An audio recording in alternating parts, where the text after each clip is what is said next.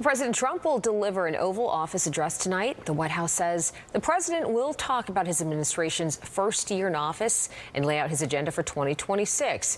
In an interview with Fox News, Press Secretary Caroline Leavitt said Trump will likely focus on issues like border security and the economy. You can watch the president's address right here on Fox 5 tonight at 9 p.m. Meanwhile, President Trump now turning to economic warfare in his showdown with Venezuela, targeting its oil industry. Lawmakers in Washington continue to demand clarity on this administration's plans for South American country. And Fox's Rebecca Castor has more from Washington on this. After U.S. forces seized a ship full of Venezuelan oil last week, President Trump has now ordered a full blockade of all sanctioned oil tankers going to and from the South American country. This is just enforcing the law. And you have to, if for sanctions to bite, for them to have an impact on behavior, you have to enforce them. Oil is a major source of revenue for Venezuela, and President Trump says Nicolas Maduro's regime uses those profits to finance drug terrorism, human trafficking, and other crimes. For months now, the U.S. military has been ramping up its presence in the region and taking out suspected drug boats.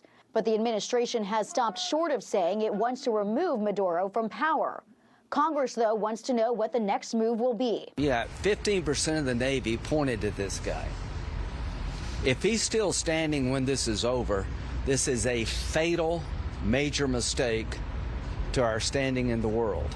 Many lawmakers are wary of entering into a war with Venezuela and disapprove of how things have gone so far, like when the military hit a suspected drug boat a second time to take out survivors from an initial strike. More lawmakers were shown classified video of that operation Wednesday, and calls are growing louder for the Pentagon to release it more widely. There's nothing there that the American public should not be able to see other than the possibility of accountability. The men on the boat were trying to continue their mission. That's the truth. Secretary of War Pete Hegseth says he has no plans to declassify the entire video. In Washington, Rebecca Castor, Fox News. Well, we're counting down to next summer's World Cup, and FIFA has announced it is slashing some ticket prices. FIFA has introduced the supporter entry tier price category. That's with tickets priced at just $60. The reduced price tickets will be given to all participating countries to distribute to loyal fans and will be available for every game, including the final. It comes after heavy criticism from fans around the world after FIFA revealed the price tiers last week, with many saying true supporters were being priced out. Now, as for our area, the New York, New Jersey World Cup Host Committee has announced another World Cup fan zone. The Billie Jean King National Tennis Center in Queens will be used as a fan zone from June 17th and June 28th. The fan zone will include live match broadcasts, entertainment, interactive games, and feature local food vendors. This is the third fan zone announced so far, along with Rockefeller Center and Liberty State Park in Jersey City. All right, let's turn now to weather to see what's in store for us this afternoon. We're talking about the summer, but right now it's clearly winter as we're taking a live look at Woolman Rink, seeing a whole lot of people getting ready to get laced up, get the skates out there. The one person that I feel like would be very agile on the ice, ooh, Mike Woods. That's very generous of you. I appreciate that, Bianca. Is that a lie? Well, you know, He's like, that's a lie. Agile. Hey, what's the definition of agile in this situation? If I just make it around in one piece, yeah, that's good. I did well. Give me one of those little walker things, and I'm ready to go. Yeah, you know what? We got the winter-like weather, the cold temperatures. They've been around for a while.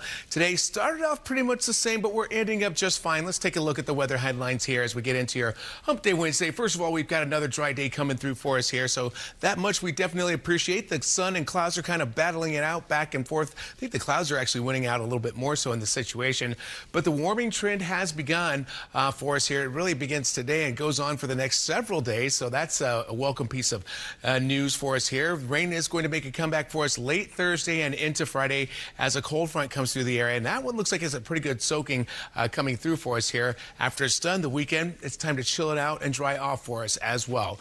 Let's take a look at the radar at our satellite right now what's happening. There's actually a weak cold front that's coming through the northeast, and it's kind of clipping through the northern sections of New York and basically in parts of New England over into Vermont, New Hampshire, into Maine.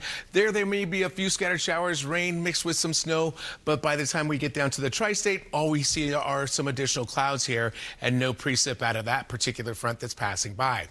This morning's lows, I mean, it was still pretty cold stuff, but not like what we've seen recently. We had a low of 30 in the city, Central Park 30, 15 for a low in Sussex, and about 14 in Monticello. But your temperatures have come back up to 38 right now for White Plains, Central Park, as well as in Newark. You got some 40s out there too, 40 degrees for you in Islip and 44 degrees for you in Belmar, which takes us anywhere from 1 to as much as 13 degrees warmer for you here across the Tri-State region than what you had 24 hours ago. And on average, it's about an 8-degree bump up in temperatures. We appreciate that. You feel it as soon as you step out the door. And you also have a lighter southwest wind coming by at around 6 to 13 miles per hour. That's enough to bring up the warmer temperatures, and that makes it a lot more comfortable. Wind chill factors is what it feels like since there is some wind out there. Feels like 30 degrees out at Central Park right now. Same thing for Newark. Futurecast takes our high temperatures into the lower 40s later on this afternoon, right around 44 degrees for us, with a partly cloudy to mainly clear sky. A cool start for you tomorrow, but not as cold as what we had this morning. But then as time goes on, your temps climb back up into the 40s. In the afternoon, you're at about 43, 44 degrees, but the temperatures continue to climb as we head toward midnight up to around 50, 51. So that'll be your high for the day as we head toward midnight tomorrow night, because you got that warm southerly flow, but also rain starting to come in at that time as well. So it's a warm but wetter situation in the overnight hours Thursday into Friday. Check it out by 6 a.m. Friday. It looks like there could be a line of heavier showers, thunder showers coming through at that time. Temps will spike out in the upper 50s to around 60. And by the way, the record high for that day is only 58 degrees. So we're going to be really close to that record high as we go into it late Thursday into Friday. But then your temps will drop right back down into the lower 40s for the weekend. But at least today, it's just a sunny, dry, mild, average high of 44 degrees. Bianca? It feels so much better than Sunday and Monday. Yes. Doesn't take much. All right, Mike, thanks so much. Meanwhile, the Tunnels to Towers Foundation is a step closer to building veteran housing on Long Island. Demolition got underway this morning at the site of a former motel in Island Park. This is going to be transformed into a 57-unit affordable apartment complex as part of the foundation's homeless veteran program. The motel was condemned after sustaining major damage during Superstorm Sandy, and Nassau County donated the property to Tunnel to Towers. The project is expected to be completed in 2027. All right, next at noon, a new study says annual mammograms may not be the best way to find breast cancer, which is interesting. Why researchers are saying doctors should be considering looking at this instead to protect their patients.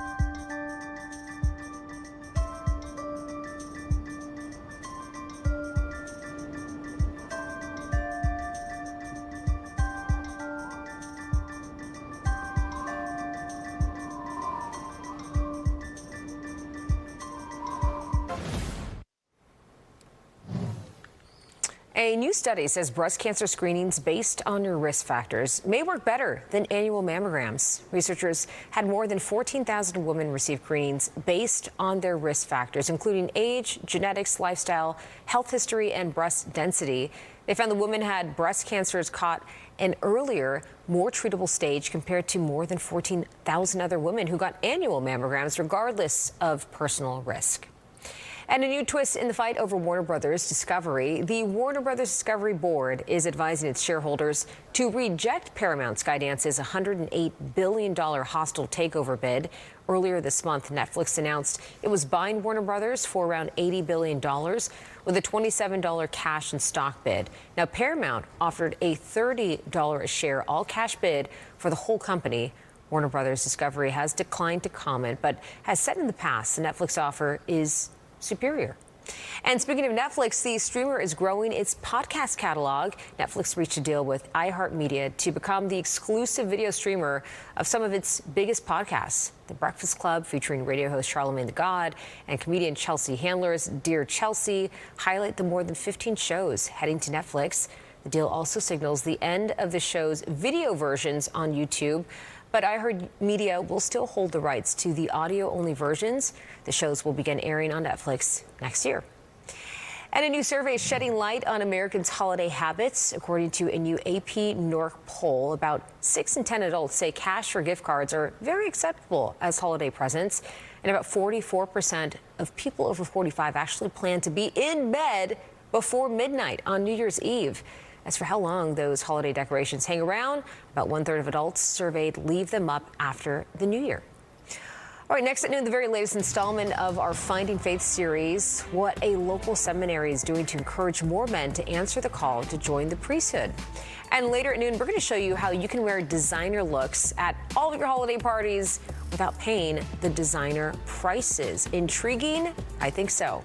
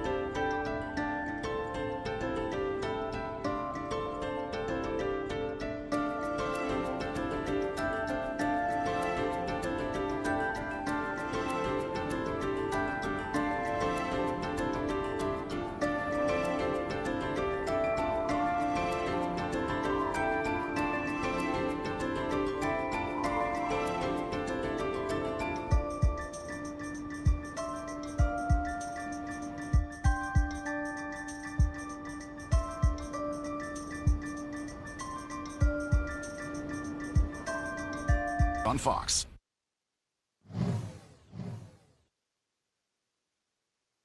His first court appearance.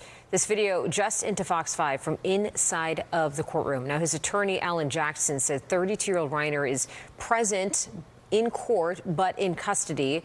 There's still no bail for Reiner. The judge has set arraignment date to January 7th. And on Tuesday, Los Angeles County District Attorney Nathan Hochman announced 32-year-old Reiner is charged with 2 counts of first-degree murder in the killing of his parents, Hollywood actor and director Rob Reiner and his wife, Michelle Reiner.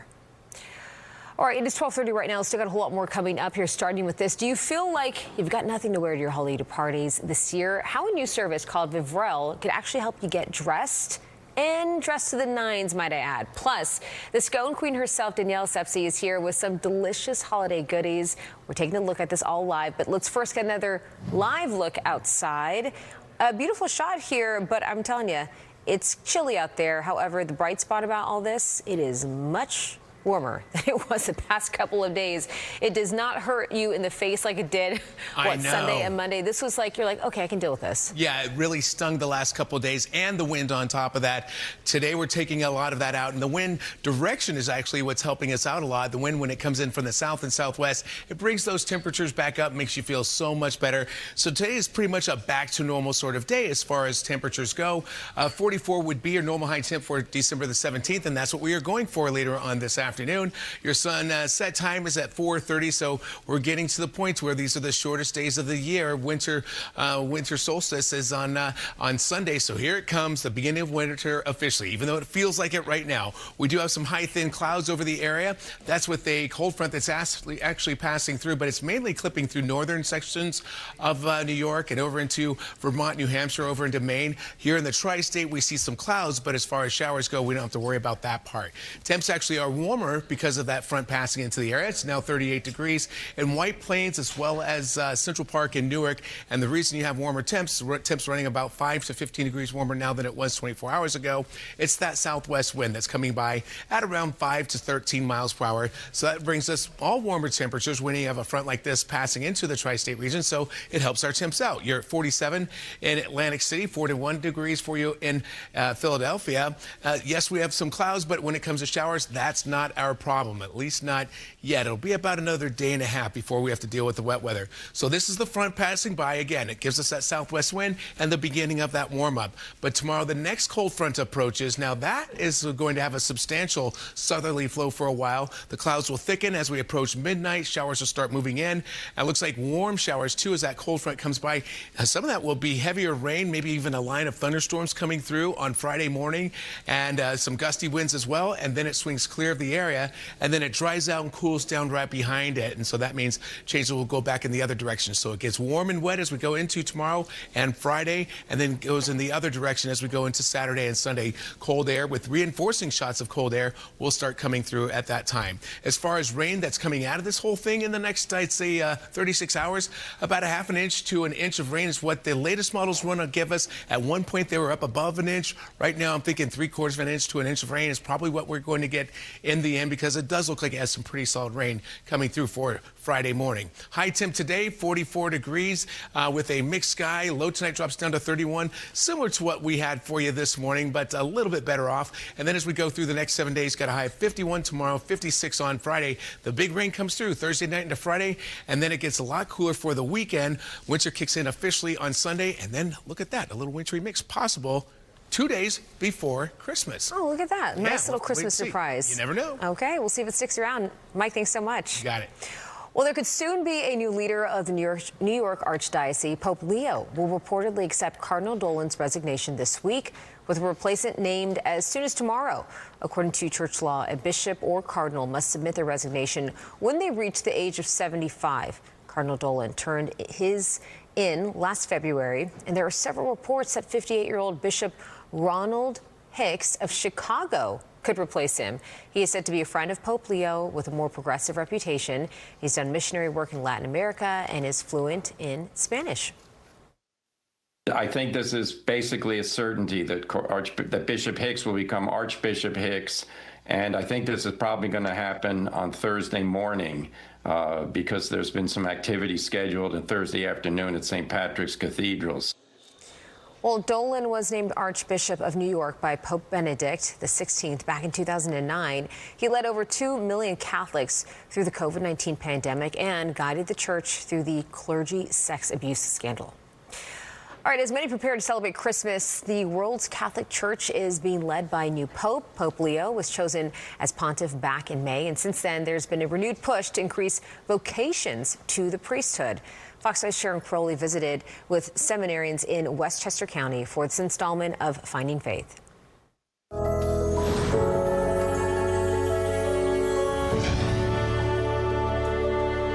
Why do you want to become a priest? I decided to be a priest because it's something that makes me happy, makes me complete. I feel joyful about the life I have chosen to live.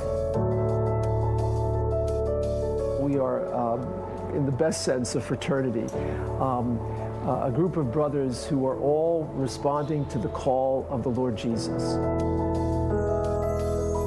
St. Joseph Seminary in the Dunwoody section of Yonkers has a centuries-old tradition of preparing young men for the Roman Catholic priesthood. I felt this is how I also want to serve the Lord as a priest. 29-year-old seminarian Callistus Ibe left his home in Nigeria to study here. Once he's ordained, he plans to serve in the parish in the Diocese of Brooklyn. Did you ever have any doubts or did you question your decision? Of course, I did a couple of times, especially actually in college. Callistus consulted a spiritual advisor about his doubts. He did ask me a single question: are you happy being in the seminary? His answer came easily. And I told him, yes, I feel happy being here. He's one of 75 men enrolled here at the seminary, which at its height had more than 200 seminarians. For decades now, there has been a steady decline in the number of young men choosing this vocation. We've been through a bit of a slump. I think COVID impacted our efforts at recruitment. Bishop James Massa is the rector and president of St. Joseph Seminary. He answered God's call to serve 40 years ago. Since that time, the reputation of the Catholic Church here and worldwide has been marred by the clergy sex abuse scandal. It's been a time of purification. It's been a time of introspection for the church. We failed in profound ways in protecting young people. Here at St. Joseph Seminary in Yonkers, they've been training and educating young men to become Catholic priests since 1896. In more modern times, things are more challenging, and they'd like to see that change here and attract more men to consider a life in the priesthood. We're beginning to see lots of interest through the college campus ministry associations. At the beginning, it was not easy because, again, transition from one place, from the type of life to another life, requires a lot of commitment, discipline. Seminarian Juan Herrera is 36. Juan left his home and his family in Colombia to come here to study for several years. He was ordained in June. Blessed are you, Lord God of all creation. On this night, he's doing homework, practicing celebrating Mass. It sounds like you think the world is in need of more priests. Yes. Because? Because they need somebody to look at it. Somebody who lead them to new realities where people can find hope, joy. The bishop agrees. The greatest joy in life comes when you make a gift of yourself to others. And that's what a priest does. Sharon Crowley, Fox 5 News. A very special story there. And then you can watch Sharon's Finding Faith special throughout the holidays starting on Christmas Eve. Look for her reports right here on Fox 5 and streaming in the free Fox local app. All right, to this now, want a designer look for your holiday parties, because I'm sure you got a lot to go to, without paying the designer prices. This sounds too good to be true. It is true, though. Up next, how to borrow luxury bags and jewelry for the season. And then later at noon, Chef Danielle Sepsi is here to talk about her new book, The Scone Queen Bakes. She's got so many followers on Instagram. She's sharing one of her special recipes with us live coming up.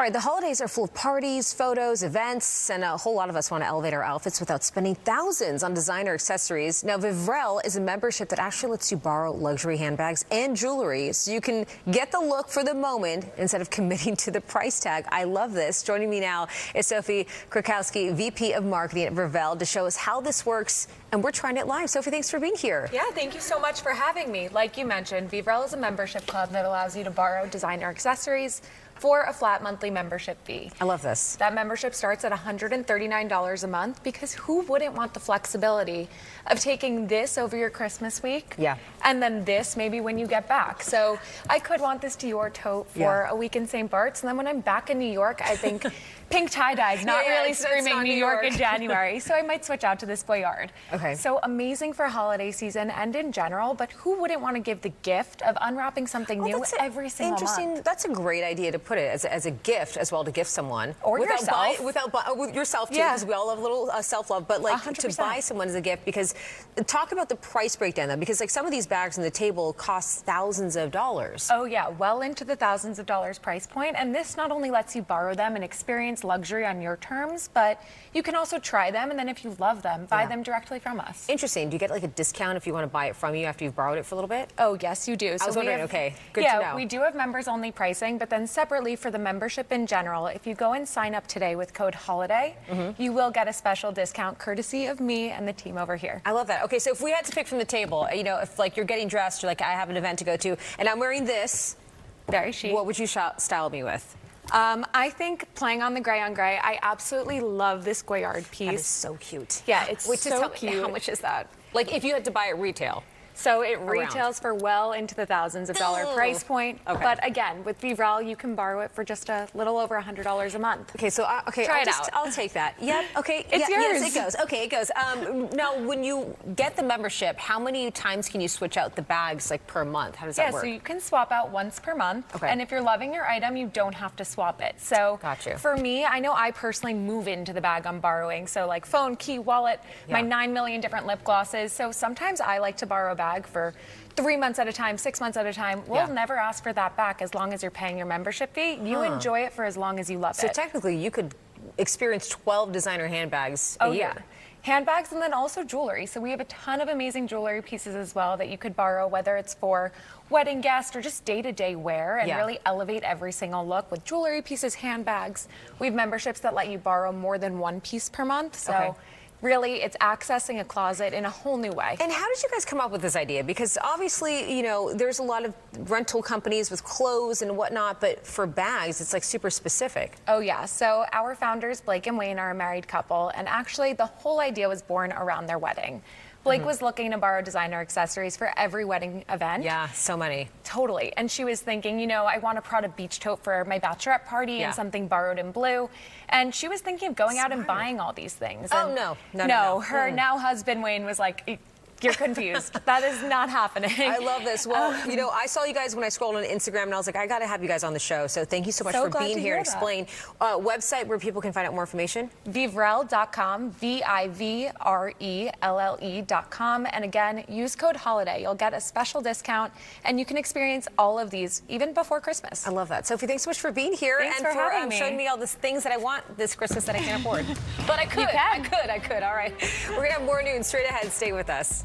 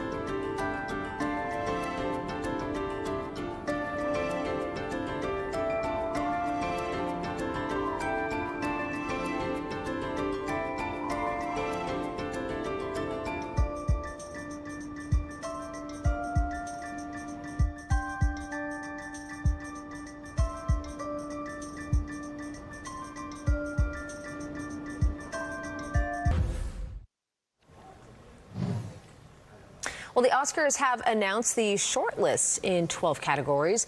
The shortlist featured original song, original score, documentary feature, makeup and hairstyling, and sound and visual effects. This year's 2 new shortlist categories are achievement in casting and best cinematography. Sinners, Wicked for Good, and Frankenstein actually earned several top mentions. Final nominations in the shortlisted categories will be determined in the coming weeks, and nominations will be announced January 22nd. The Oscars are set for March 15th of next year. Meanwhile, HBO Max releases the trailer for season 2 of the Emmy Award-winning drama The Pit. Take a look.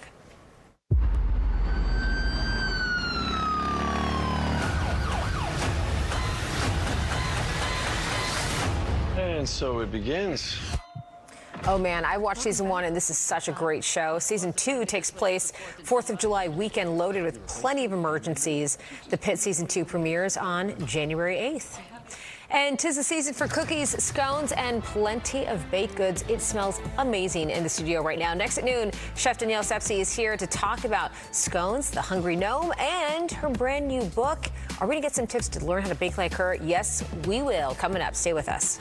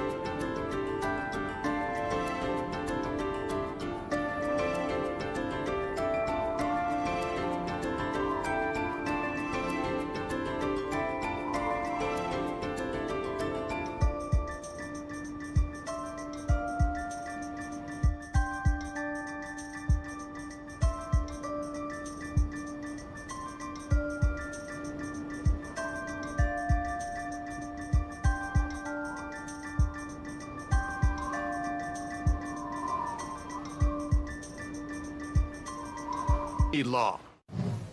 All right, Danielle Sepsi is a baker, entrepreneur, chef, and founder of The Hungry Gnome, a New York City-based wholesale bakery that produces over 12,000 baked goods daily. She is now chronicling her passion of baking into a new cookbook, The Scone Queen Bakes. It comes out in March, and fans can recreate her recipes at home. We're doing a little bit of that TV magic-wise here today. Chef Danielle joins us now. Thanks so much for being here. Thank you. Happy holidays. I wish people could smell through the TV right now because quite a robust smell with the molasses, the spices. I love that. So first of all, congratulations. I mean, massive amounts of Instagram followers and this new book coming out. So today you're demoing one of the things that you find, It's right? from the book. Yes, it's my ginger molasses chew cookie. It's a holiday spice cookie, very reminiscent of something that you might have grown up with. Yeah. But a beautiful chewy texture and lots of warm spices. Okay, not that dry gingerbread stuff we used to have when we were kids, Never. Right? You don't even need milk for this one. I love no this. dumping Okay, so needed. what do we have here in the ingredients-wise? All right, so we're going to put some dark brown sugar and white sugar. Okay. And then my favorite ingredient of all time, butter. Butter makes everything better, right? I agree. And vanilla extract, just to add a little sweetness, and then an ingredient that you told me you've never tried on its own. I've never seen molasses, that, which is kind of weird. I'm excited. What is that dark sticky stuff? I feel like it's molasses. Molasses. I don't think I've ever seen that in person. Well, I'm going to make you lick the spoon. I think if we don't make a mess. Hey, but if it's you sweet, want to try I'm it, happy to try. A little taste. It's so delicious. You can use it in marinades too for savory things, chicken, barbecue sauces. Oh, this is good, right? It's so good. One of my favorite candies is a molasses pop, like a dark chocolate covered molasses chew. Delicious. I am actually shocked that you're a molasses girl. Yeah, so we're beating the butter and sugar. So when we make a cookie dough, we really want to beat our butter and sugar until it's light and creamy, because then we don't have those harsh granules of sugar. So if you want to do this for me. Absolutely. I'm here to help. Awesome. I mean, I don't know how well the cookie's going to come out. It's going to be doing wonderful. This work, but here we go. We have 1 large egg, and then all the warm spices. Cinnamon, we have allspice, ginger, a little bit of clove. Oh, and this then smells so good. Right? Some baking soda, which is our leavening agent, helps everything spread. I was gonna say, have you ever thought about going to candles? You could just recreate the scent. You know, we do have a candle at the Hungry Gnome. We have really? a rosemary biscuit candle based on our rosemary biscuit. That is one of our best sellers. It smells incredible. And then here's my next secret. So once the butter and sugars and all that are beaten together and light and fluffy, we add our flour right at the end. And it's cake flour. So cake flour will result in a softer, chewier cookie that stays soft and chewy. Flour. Yes. Can I find that at the store? Cake flour? I've never seen it that. comes in a box rather than a bag. So look for a box in the baking aisle right by the other flours. Cake flour. Once that comes together, we just scoop it, we roll it into balls. I love to use little ice cream scoops. Yes. And then we bake them, and they come out so beautiful and crackled. And then I make a very simple icing. Icing doesn't have to be complicated. You can stop. I'm like, You're working too hard. You're working too hard. Do you want me to do this? And then let's ice some cookies together. Okay. So the icing is just confectioner sugar, a little vanilla, pinch of salt, and water. Okay. And then I like to just dunk the whole look top how beautiful in. this is. Let some run off so that you can still see the little cracks. Why does this look so good? And then want to decorate with some beautiful festive sprinkles. Danielle, tell us where we can find your book so we can recreate this in person. So my book you can get on Penguin Random House's website. It's called The Scone Queen Bakes. Also Amazon, Barnes & Nobles. It comes out March 24th, but you can pre-order it now. It has 100 of my secret recipes, and I'm so excited cheers for you to that. Cheers, and I can't happy wait to try holidays. this. Oh my gosh. So festive, right? More noon. Straight ahead. I gotta finish all these cookies. Danielle, thank you so much. Enjoy. Cheers.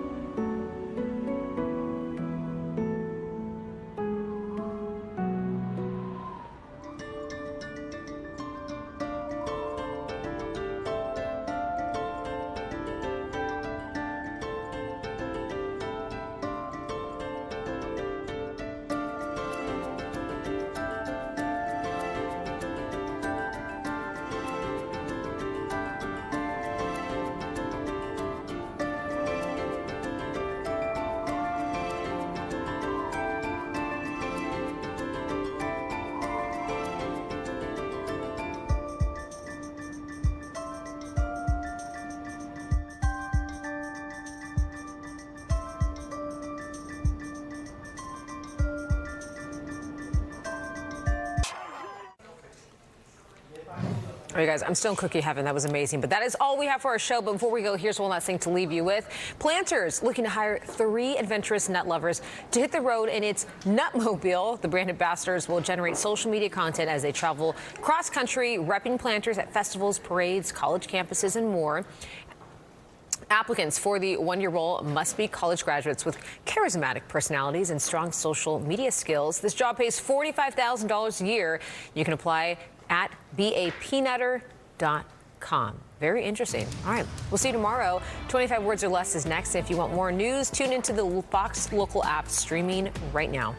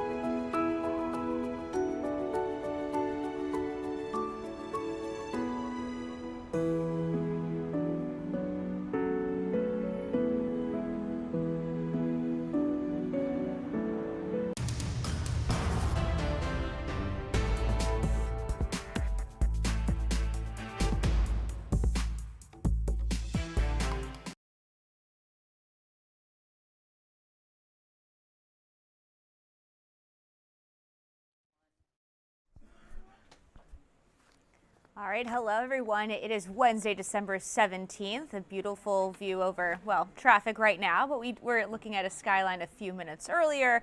It is 1:02. This is a look at our Fox 5 newsroom here in New York. Hello everyone. So, big news today. The Mamdani administration's taking shape. Mayor-elect has made some new appointments today. So let's get straight out to Fox 5's Antoine Lewis with a look at the announcements. And Antoine, what can you tell us about all of this? Haley, good afternoon, and good afternoon everyone that's watching us here on Newsroom Live. We can let you know that the mayor-elect announcing 2 appointees that he says will help him deliver on his agenda, on his promises to New Yorkers. Let's show you who they are. Mayor-elect Zohran Mamdani announcing today that Jamila Edwards will be the director of the Office of Intergovernmental Affairs. Now that announcement was made this morning here at the Brooklyn Library in Greenpoint.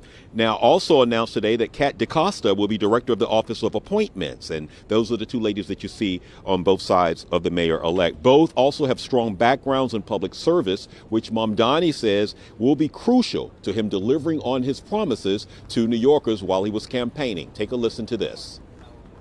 What we want to do, the 3 of us and the entire team, is to restore faith in our democracy by returning excellence and compassion to public service.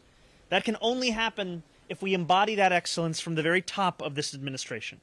And with today's appointments, that's exactly what New Yorkers will be able to expect.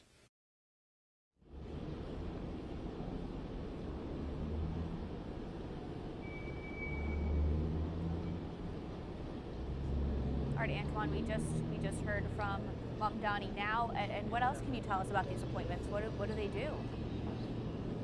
Well, a little bit more about that, Haley. Thank you for asking. So Jamila Edwards, as the director of the Office of Intergovernmental Affairs, she and that office will be in charge of cultivating partnerships on the international level for New York City. As far as Kat DaCosta goes and her position in the Office of Appointments, that actually assists with the filling of senior administration positions. So again, this office is involved with the vetting, if you will, I imagine some point the interviewing, but directly supportive of the administration in terms of position placement and interviewing in those sorts of positions there.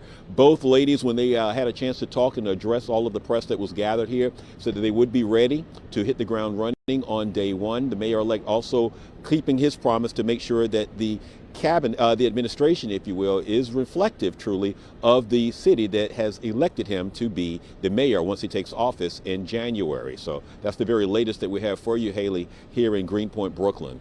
All right, thank you so much, Antoine. I appreciate it. All right, so also tonight, President Trump, he's going to deliver an Oval Office address. So White House officials say that the president's going to talk about the administration's first year of office, and then they're going to lay out plans for 2026. Now, on Fox News earlier, Caroline Leavitt, the press secretary, said that Trump likely is going to focus on some issues like border security and the economy. You can watch the president's address on Fox 5 or, of course, here on the Fox local app. That happens tonight at 9. All right, let's take a quick break, and when we come back, we have an interview for you, and then we also are going to look at Cardinal Dolan's resignation.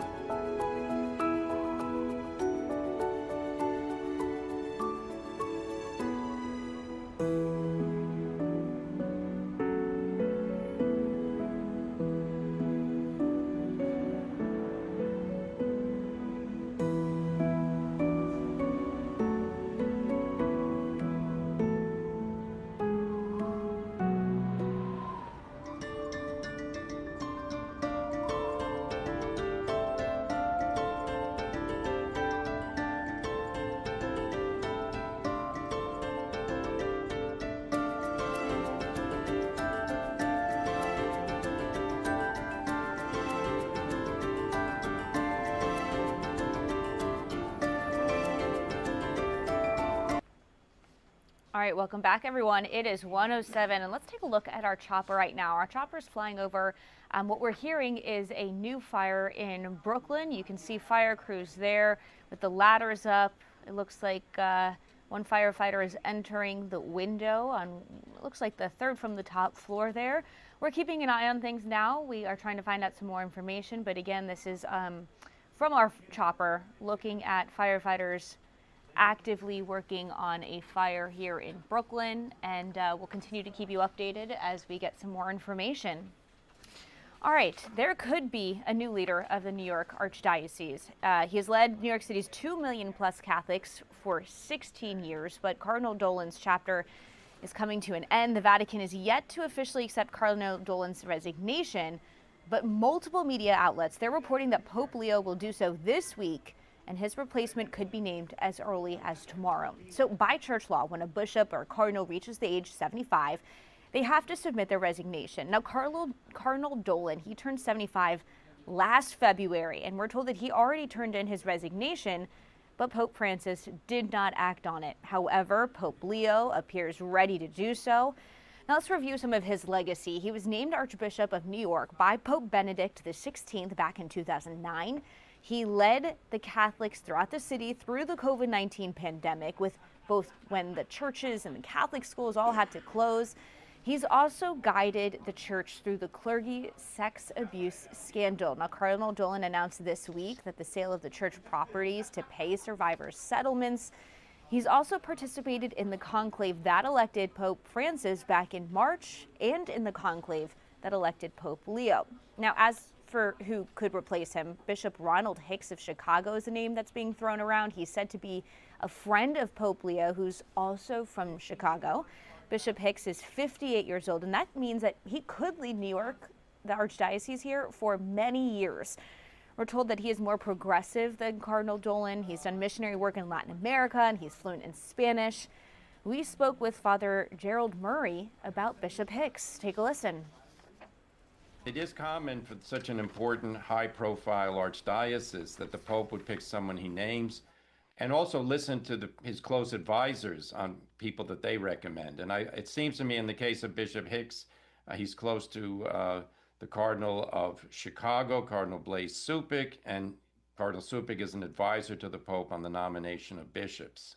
Based on the reporting that you mentioned, I think this is basically a certainty that Bishop Hicks will become Archbishop Hicks, and I think this is probably going to happen on Thursday morning. Because there's been some activity scheduled on Thursday afternoon at St. Patrick's Cathedral. So from the looks of it, this thing is basically a done deal. He's very fluent in Spanish, which will be very helpful in the Archdiocese of New York. He was an administrative assistant to Cardinal Suppick in Chicago as the Vicar General, so he's familiar with managing an organization. He's been a diocesan bishop in Joliet for, I'm not sure, maybe 5 or 7 years. So he's had experience at the helm of a diocese. He's 58 years old, and he does come from very close to where Pope Leo grew up in the south part of Chicago, south suburb of Chicago.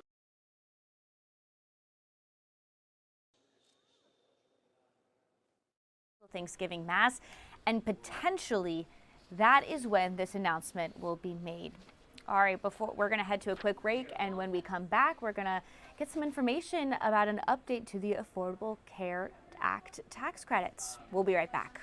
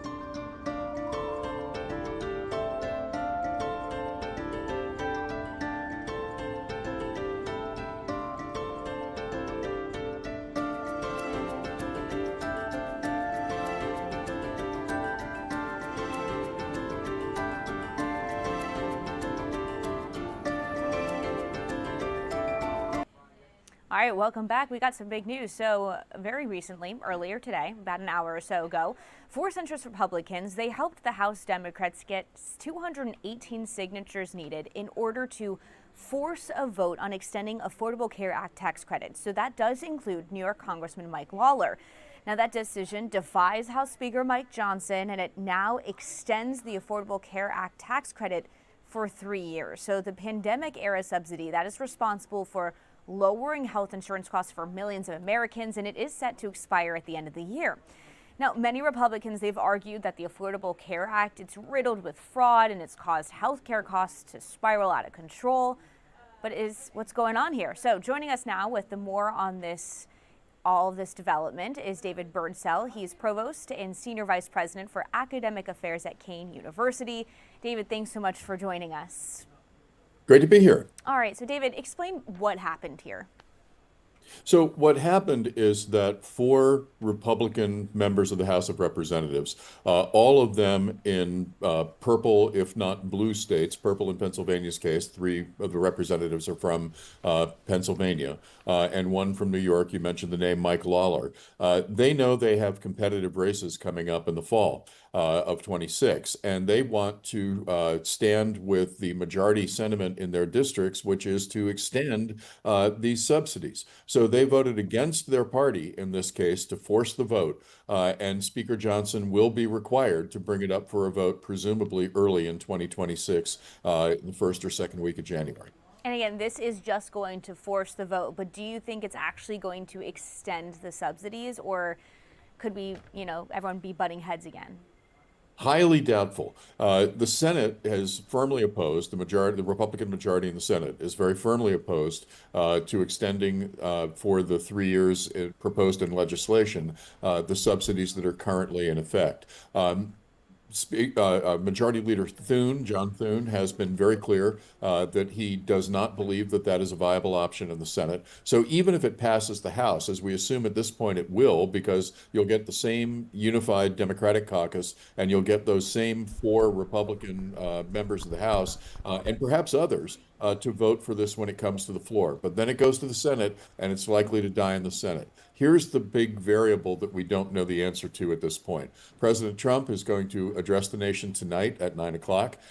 He is presumably going to talk first and foremost about this possible extension of the Affordable Care Act. And he has hinted publicly that he might favor a short-term extension, giving the Republican majority and himself enough time to propose something else in lieu of the ACA. So we'll see where that goes. But this is a popular policy in the United States broadly and a vital lifeline for affordability for the 22 million people who receive these subsidies today. All right, so other than paying attention to what President Trump says tonight in his address, what else can we watch out for? Or is this kind of, you just think it's going to die in the Senate? Well, take a look at what happens in the Congress once the House passes this bill, as presumably it will next month. Then it's up to the Senate to turn it back again, which they may. But what Republicans are looking at right now, and particularly Republicans in purple areas of the country, swing districts across the United States, they know that this could derail their candidacies come the fall. So there are a number of people, these 4 members of the House, chief among them, but there are a number of other Republicans who are very nervous about running in the fall, both in the House and in the Senate for statewide races, when this popular program that has such a big impact potentially on prices. And let me just give a number behind that. The average increase is over $1,000 for these subsidies.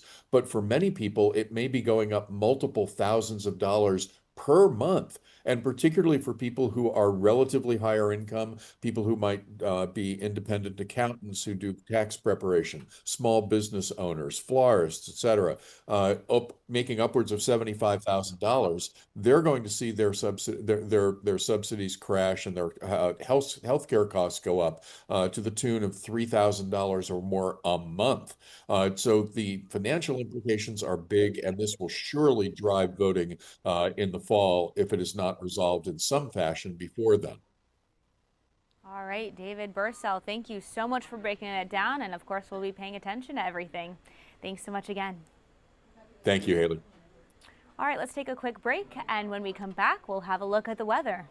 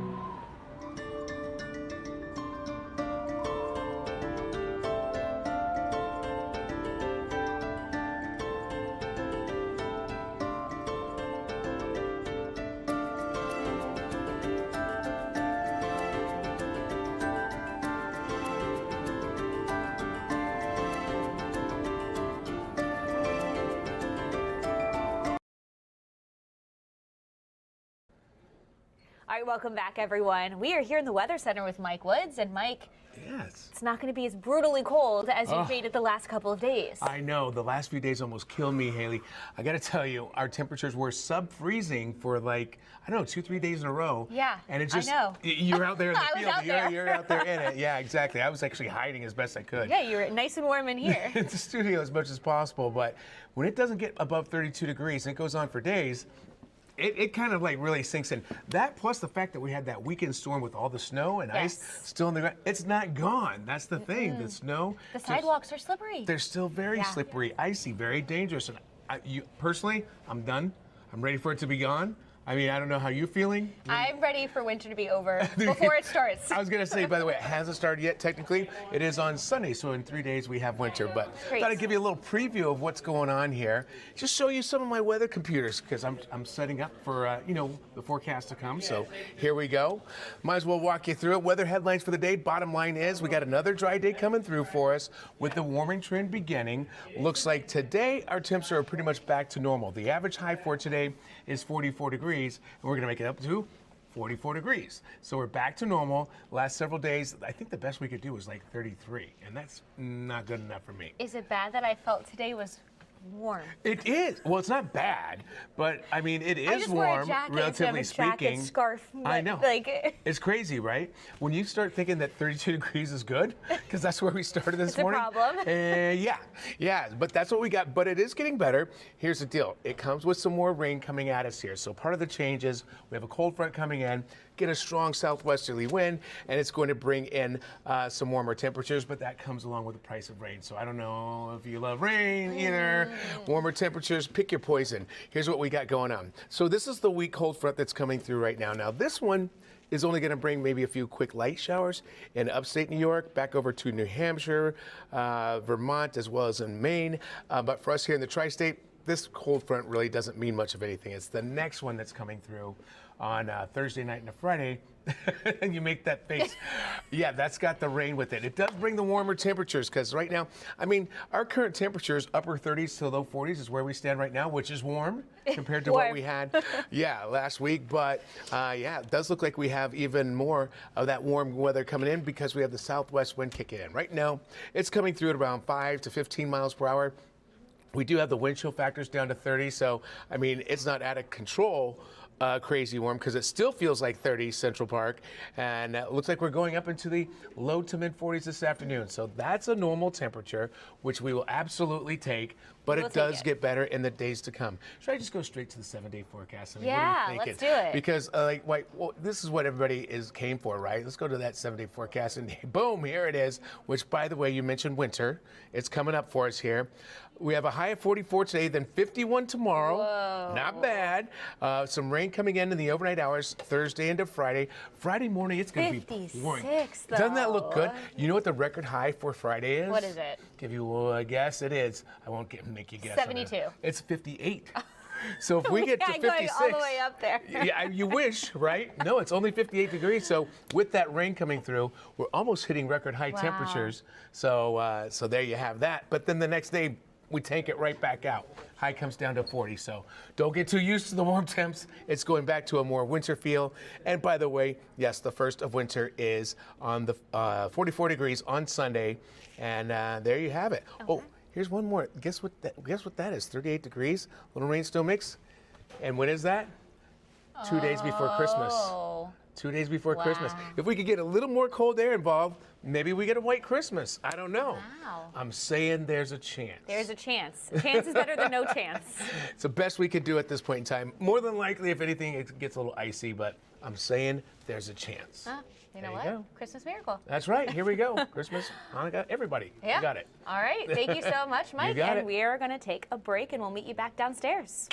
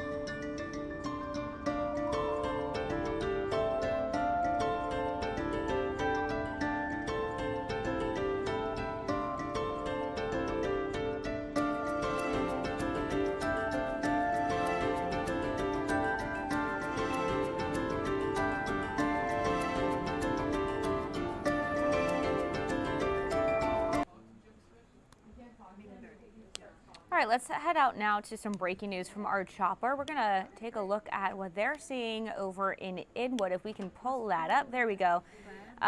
This is in Inwood, and it appears that a work train ran into a column. Our Jim Smith is in the chopper, and if Jim can hear us, we'd love to have you describe what you can see there as we get a little bit of a better look. He can hear us. Jim, can you hear us? All right, we're going to wait as we try to connect with Jim, but you can see there it looks like a work train ran into a column here over in Inwood. Trying to get some more information now. We're going to stay on this, and hopefully we'll get in touch with Jim about what's going on, but we can get a better look over everything. All right, well, again, we know this is in Inwood. This is a work train that ran into a column. Oh, did we just hear you, Jim?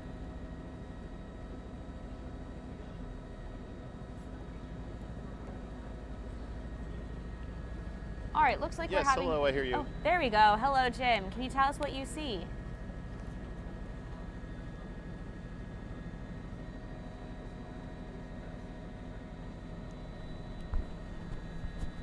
Can you tell us what you see? Okay, just record something, or is somebody going to be tossing to me? We're having a little bit of technical issues. Thanks for bearing with us. Live TIV, everyone. This is breaking news. You can see that the other side of the tracks, though, does seem to be moving accordingly. Jim, can you tell us what you see? Okay, we are following some breaking news out of Upper Manhattan. This is the Broadway Bridge over the Harlem River. There's been an incident involving some kind of maintenance train. What we've been watching is that a piece of equipment on the train has struck a portion of the bridge structure.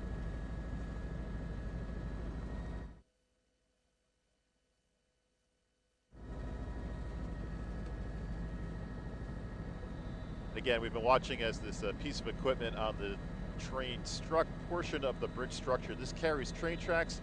It also carries Broadway over the Harlem River. As we can see, there are some maintenance, construction-related people around the area. At this point, it's unclear if there have been any injuries involved in this incident. This time, we're not aware of any disruptions to train service in the area. Down below on Broadway, we have not seen any road closures, but again, an ongoing situation on the Broadway Bridge. This carries Broadway and train tracks over the Harlem River, connecting the Marble Hill section of the Bronx with Upper Manhattan. Again, it does appear some kind of piece of equipment on a maintenance type train, not carrying passengers, struck a portion of the bridge structure. Unclear if this will have any long-lasting issues with train service in the area, but at this time we are not aware of any issues. Back to you. All right, thanks, Jim. Thanks so much. And again, as just to recap what he was saying, looks like a piece of equipment from the train hit this bridge. This bridge goes over Broadway, over the Harlem River. Unsure of any injuries right now, but you can see construction crews on your screen trying to work and take care of this. It does not appear that there's any disruptions. A few minutes ago, we did see that train go on the other side of the tracks, and Jim said that there doesn't seem to be any road closures down below on Broadway. Again, this is a developing story, and we'll continue to update you guys, but let's take one more quick break.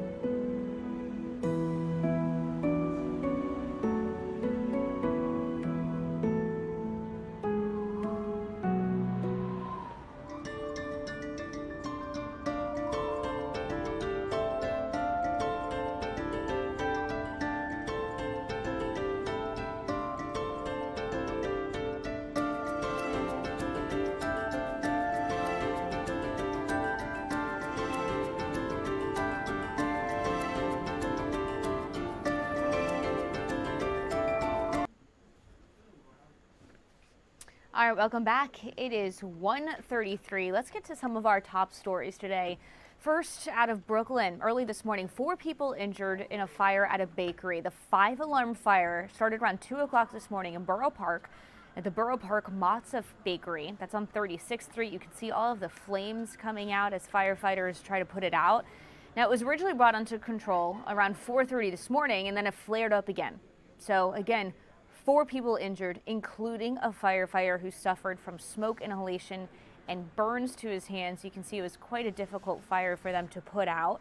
The FDNY Commissioner Robert Tucker earlier today, he said that there was a serious fire, and it made it more serious because the collapse of the roof, that was a setback for them. A firefighter was actually trapped for a moment, but the fire's back under control, and the FDNY was able to put everything out. We do know that everyone who was injured, including that firefighter, is going to be okay.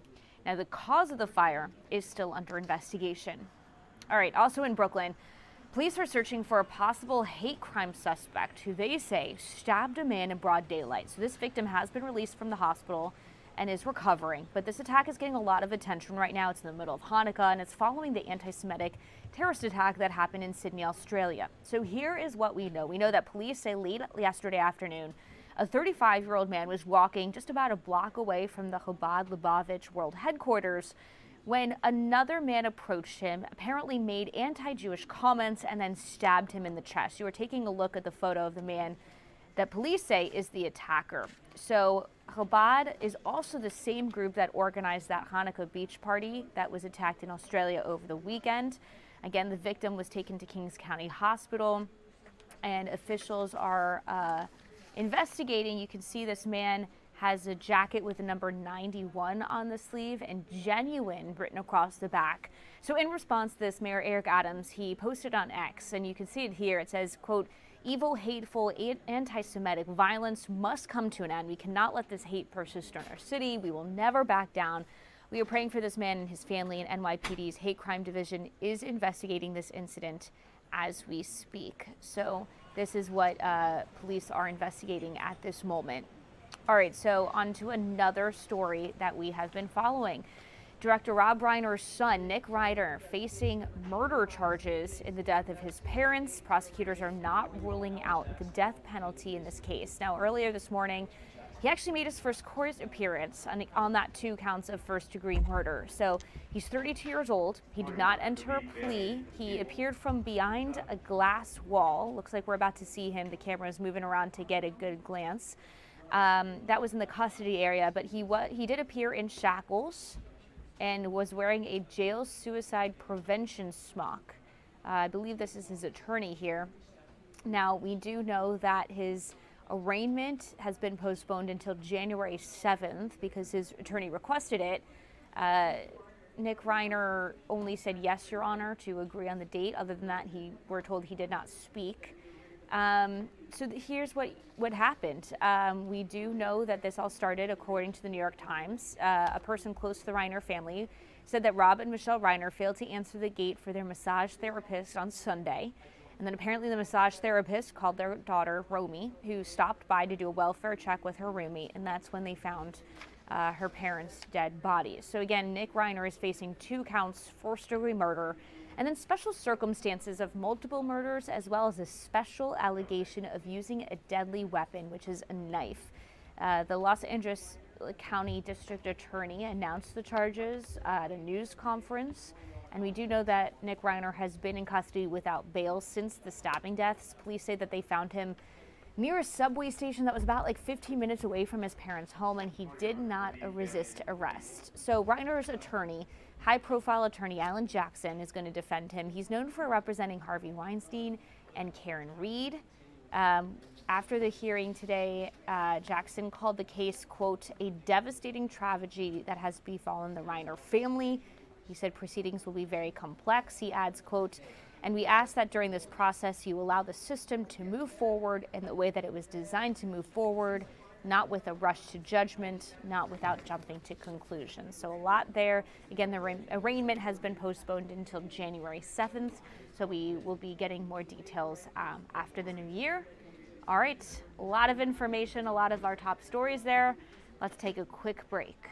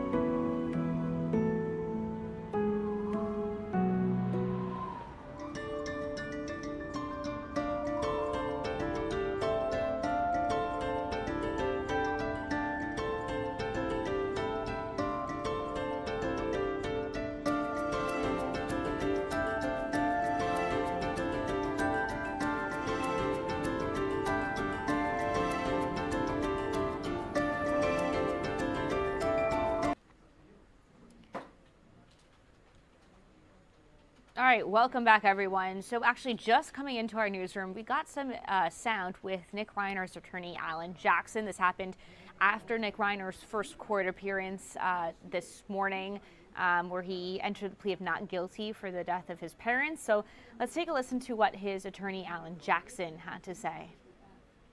Very complex and serious issues that are associated with this case.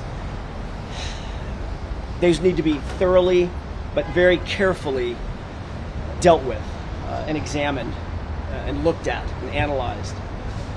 We ask that during this process you allow the system to move forward in the way that it was designed to move forward, not with a rush to judgment, not with jumping to conclusions, but with restraint and with dignity and with the respect that this system and this process deserves and that the family deserves. So with that, we are set for January 7th for an arraignment. That's the next court date. And that's all I have to say at this point. There may be more at some other point, but today we're going to rest on where we stand procedurally, which is this was a continuance of an arraignment. Nothing happened today substantively. We'll be back for an arraignment in the same department on the 7th of January. And we'll see you then. That was, again, Alan Jackson, Nick Reiner's attorney, after he was charged with the death of his parents. And, of course, this is something we'll continue to follow. All right, let's lighten the mood a little bit, all right? So if you have not gotten a Hanukkah or Christmas gift yet, your time is running out, but there's good news. You may want to pick up a ticket for tonight's Powerball drawing. So for $2, you can have a chance at the jackpot that's worth $1.25 billion. That cash value is $572 million. This is the second largest Powerball prize this year. So it's a pretty good gift. You spend $2, you could get millions back. I mean, that's called investment there. All right, let's also lighten the mood with this very funny or disgusting clip, depending upon how you look at it. Two rats are wrestling over a bagel. You heard that right. Look at that. This is in a New York City subway. It's I don't know if I'm disgusted by this or entertained by this. It's truly tug of war with the bagel. Which one are you rooting for? Which one are you rooting for? Jonah asks. Neither. But this is. Do we know what subway this is on? No. Okay. This is entertaining. Alex, which one are you rooting for? We're asking the producers here. The skinnier one. The skinnier one, Alex says. He needs the food. Oh, the other one has enough. Alex is brutal this afternoon. I also wonder what kind of bagel. It looks like it's plain. It looks like someone scooped it out, which is just an abomination. It is a scooped out bagel, and that is just an abomination. And all the good stuff is gone, so. Wow, this is getting violent. I don't even know what to say about this. Looks like this goes on for how many more minutes, Eric? 35 more minutes. A long time. Wow, this is an intense fight over a bagel. But I guess if you're hungry, you're hungry. You're hungry. You're not. When you're hungry, you're not you. Isn't that the slogan? Okay. Well, I think we've had enough of this bagel. All right, let's end on this note, and we'll be right back after this break.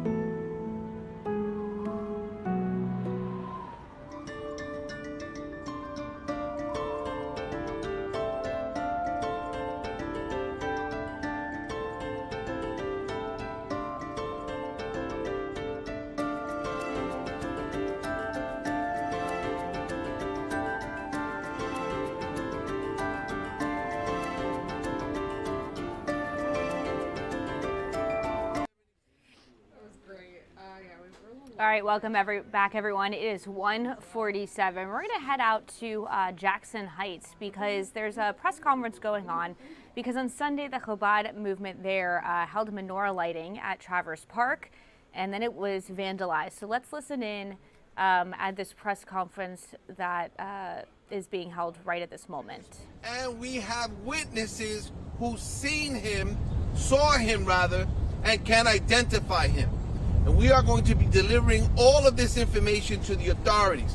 You can see over here the damage that was done to this menorah at a time of holidays, a holiday of peace and festival of lights. Someone decided to do this to destroy and to invoke terror and fear and intimidate. But we're not going to allow that because we're here to stand up to it. The next picture you can see is the swastika.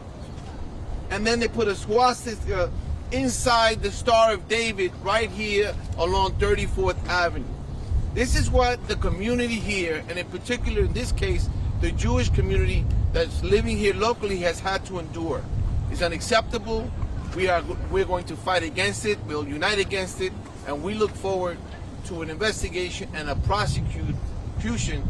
We look forward to an investigation and a prosecution of this culprit. I'm going to invite a couple of the people up that are here today, but I'm going to start with one of our faith leaders who's here. He's a representative of the Chabad. We have with us Rabbi Yehuda Cohen. Rabbi, please share some statements. Hi, thank you for joining us, all of you, on this special occasion where we unite in order to fight the negative that's out there in the world. I just want to say that Hanukkah is the festival of light, and the message is really to spread this light, and this light is very much linked to education. So besides fighting the negative, we need to increase, in the proper education, and we need to unite for that to teach the 7 Noachide laws, the 7 universal laws that God gives to all humanity, so we can be all united with the universal path that is given by God, and always increase the light. Just like the Hanukkah, they may have damaged the menorah, but tonight it's going to shine again, and it will only increase and increase till this entire world is redeemed and becomes a better place. Thank you very much. Thank you, Rabbi. Thank you so much. Also with us is one of our other faith leaders, because what we wanted to ensure here was that you saw the unity of this community. Jackson Heights, Corona, Elmer, C. Summers are really the epicenter of the diversity of Queens County. We have all the faiths here, but here we have with us one of our local imams, Imam Qazi Qayyum, who's here to share a few statements also. Imam? Good afternoon, everyone. My name is Imam Qazi Qayyum. I served this community since 1991. It's 35 years more than I'm retired now. But when I see this kind of anti-Semitism things happening, I believe it's anti-Islamism. I'm a Muslim. It's going to be anti-Islamism, anti-all faiths. And we came here to have understanding to each other, to work interfaith way to build this community, to build this world. And I want to give the message to the Middle East. Whatever happening here, you cannot change here. You see what we're doing here, you change yourself over there. We all came in this country for peace, to living in the peace. Our children, I have 3 children. They're born in this country. My first daughter is working for U.S. Army. My third child is here for U.S. Navy, and I have a son.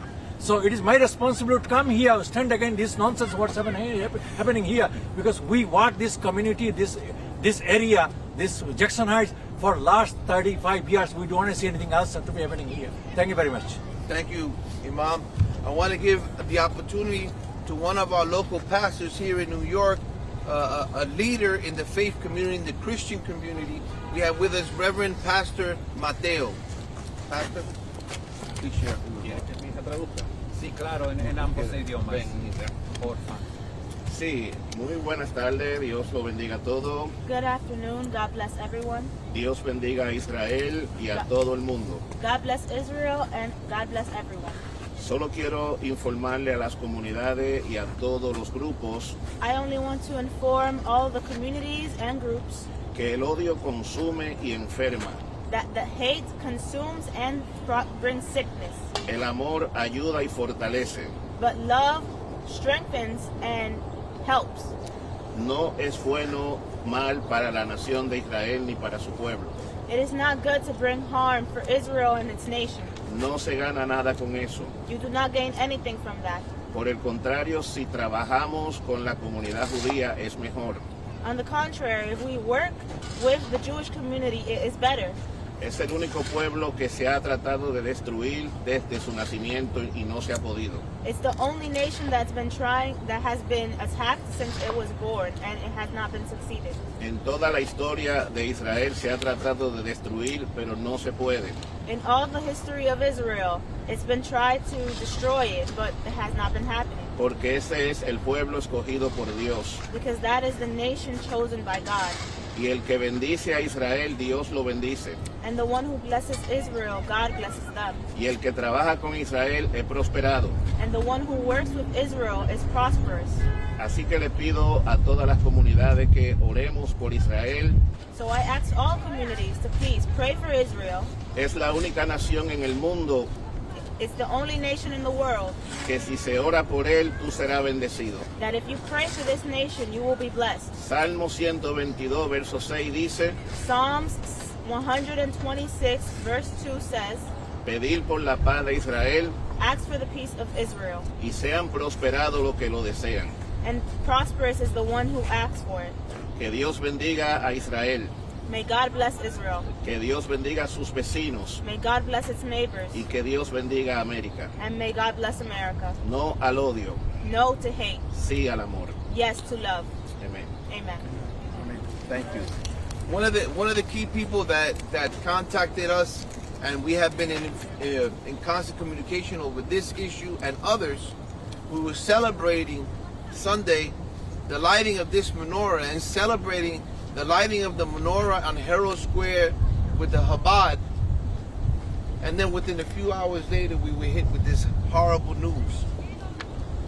But sometimes things have a way of working themselves out, and so what happened as a result of this horrible act, we got all this information about what's happening locally. And then we got a call from the NYPD and some communication from the federal government already. So there's interest in making this situation better. But it would not happen had it not been for people of diverse groups talking to each other, communicating with each other, and working together. And one of the people in this city that I really honor for being a beacon of open communication is Dr. Sam Kleinplatz, who's here today, also a retired professor, and we love to hear from you, Sam. Thank you. First of all, let me thank Hiram for his leadership.